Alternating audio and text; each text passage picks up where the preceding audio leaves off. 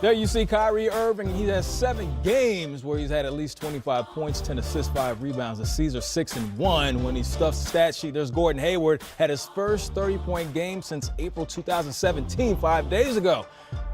And then Tim Hardaway Jr. seems to be putting up 20 points every single game. I used to have a Shearling back in the day. Steps on the court. Did you now? Sheepskin, yes, no doubt. Very nice jacket. And then you see the Houston Rockets and the Utah Jazz. We saw them last season in the playoffs, and you'll see them again tonight, 10:30 p.m. on TNT. And, of course, the best hour of your day starts right now. Ro Parrish right here in the driver's seat running point. And I can get the pass to my man who's going to score, Kenny the Jet Smith. You ready to shoot? All the time. Oh, you ready to shoot? You got that? I'm more than one-dimensional. I'm not just a scoring point guard either. You can do multiple things. Without question. Everything, baseline to baseline, you know how we do. Of course, let's jump right into it. Celtics playing tonight against the New York Knicks, the oldest rivalry in It's a rivalry still? Well, in some circles, it's still considered a rivalry. So it's fun to watch. How's that? It definitely is fun to watch. Actually, you can consider it a rivalry because the Knicks beat the Celtics last time they played in Boston. So rivalry is about championships, in my opinion. Oh, that's all. So Boston would say we're closer to that than New York. That's just real. That's just real. I don't keep it real. I keep it right.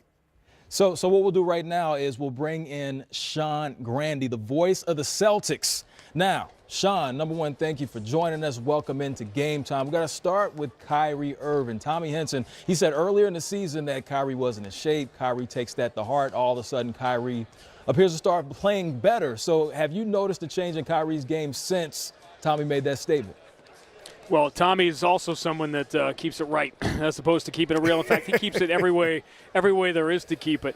I think that, Kyrie is always looking for something external to sort of motivate him. I don't know if it was Tommy's comments, specifically that got a lot of play. I think Kyrie has been pretty focused and pretty locked in, and probably the most enjoyable thing because he's such an offensive savant and does something every night that you've never seen before. But the way he's competing, he's never going to be Defensive Player of the Year, but the way he's competing defensively, the way he's leading this team, the way he has sort of stayed in the ear of Gordon Hayward while Gordon goes through this very difficult first part of his rehab and his first season back, those are the things that to me have been most encouraging about the year that guy's had. Well, I would say what's the $100 million question. So with all of the forwards that are there, the rumblings of, can I get my 30 minutes a night? Has that ever started, will start, and how is it going to be resolved?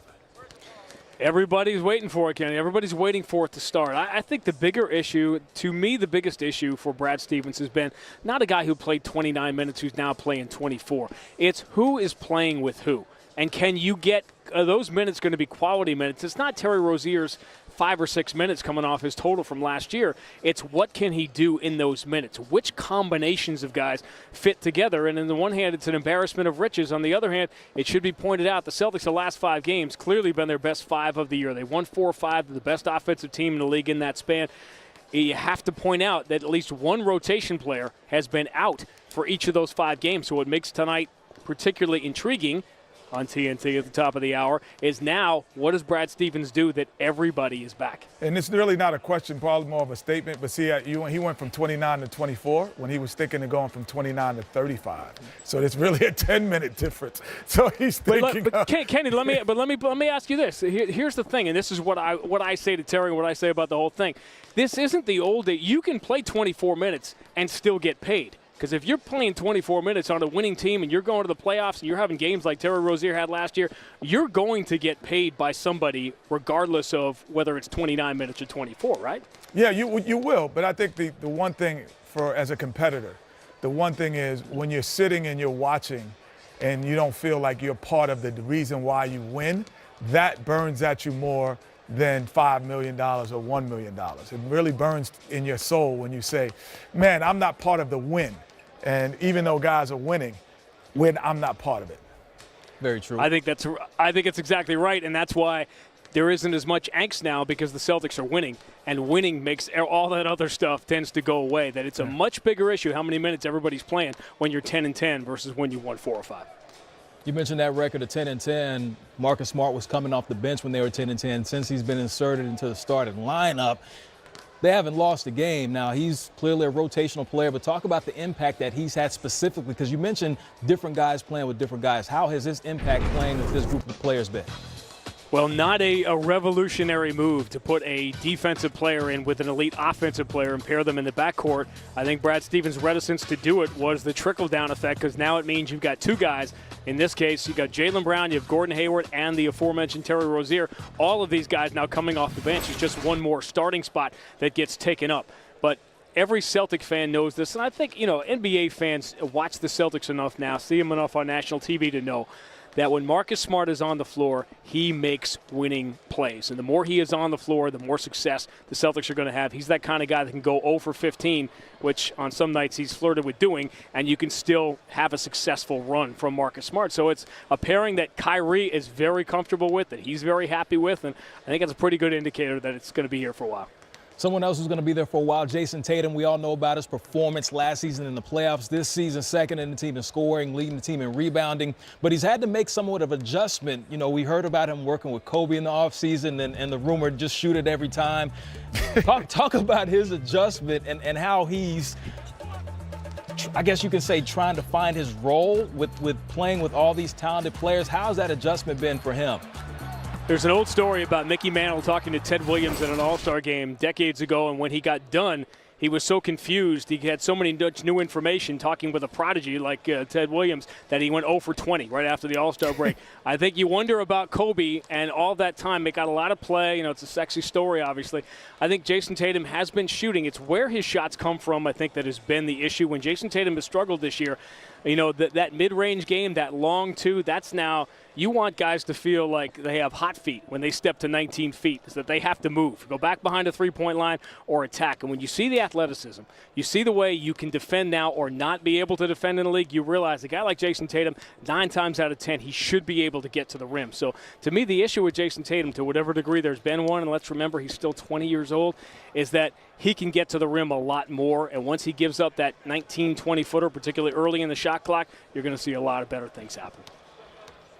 Jaylen Brown has the tailbone injury. He will be playing tonight, correct? And what is his role going to be now as he's coming off that injury?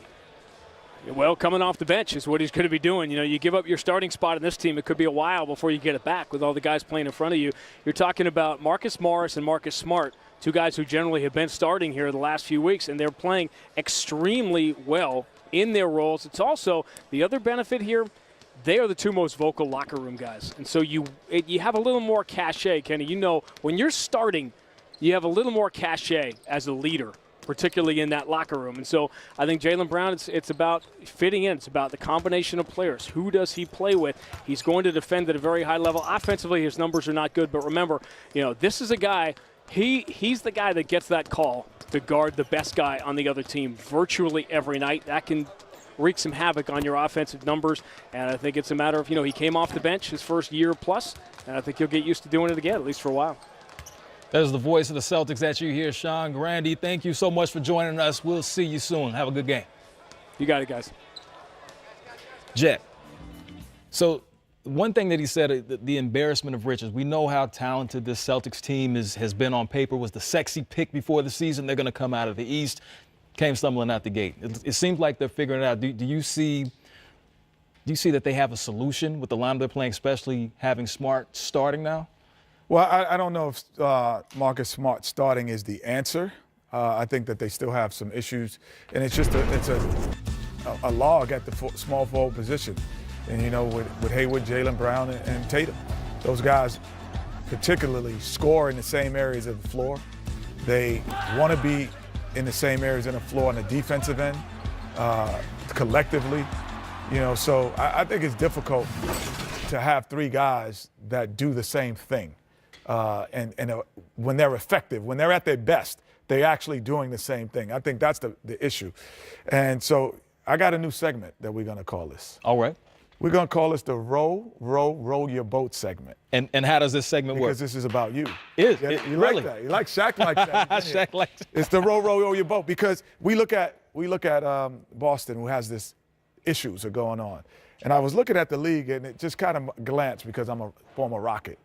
Who is in more trouble the Houston Rockets or the San Antonio Spurs down in Texas. So if we row our boat and we row our boat. I see what you did there. I would say, on my personal, I would say that the San Antonio Spurs, because this was a team that should be better than 11-14.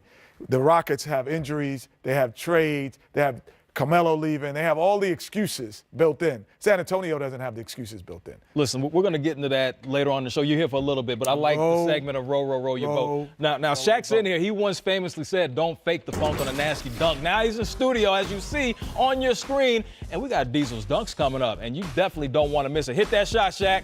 Oh, bam. good shot. Nothing but net. Nothing but net. It didn't hit the rim at all.